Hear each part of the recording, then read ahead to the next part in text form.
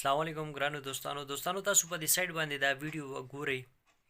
د دې ویډیو متعلق زه به تاسو سره ضروری خبرې کوم، خو دا ویډیو چې دی نو تاسو تر اخره پورې وګورئ. په دې کې څه دپاره روړې دي نو دا به تاسو ګورئ. تاسو په خپله به چې دی نو د دې فیصله وکوئ آیا دا چې کوم زموږ په معاشرې کې په روژې میاشت کې چې دی نو دا سرکاري اوړو سره چې کوم تماشه غریبانو خلکو سره کیږي د سرکاري اوړو په نوم باندې.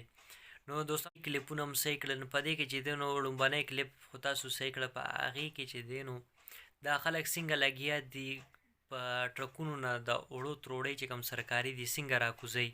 نو د غریبانو د خلکو په نوم باندې دا اوړه راغلي دي، هغې ته خو هسې هم نه میلاویږي چې دونه چې دی نو د غریبانو خیرخوا دي. دا اوړه تاسو په یو ځای کې چې کوم تاسو ایښلي دي نو هلته کې دونه غټ کتارونه لګېدلي، نو تاسو دا اوړه عام کوئ په هر یو کریانې سټور کې، کریانې دکان کې چې دی نو تاسو هغې له سبسډي ورکوئ، نو هغې دې په ارزان باندې دا اوړه دې خرڅوئ.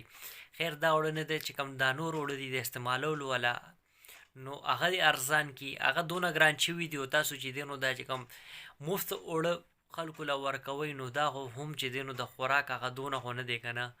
نو تاسو چې عوامو له ریلیف ورکوئ نو سټور باندې تاسو چې دی نو دا عام کوي اوړه، هر یو سټور باندې دا اوړه میلاویږي. او دا چې کوم زموږ په معاشرې کې زموږ په ملک کې چې کوم دا غریبانان کسان دي دا دونه دکې نه خوري، وال ټکول دي نه خوري، په آرام سکون سره دی ته دې میلاویږي.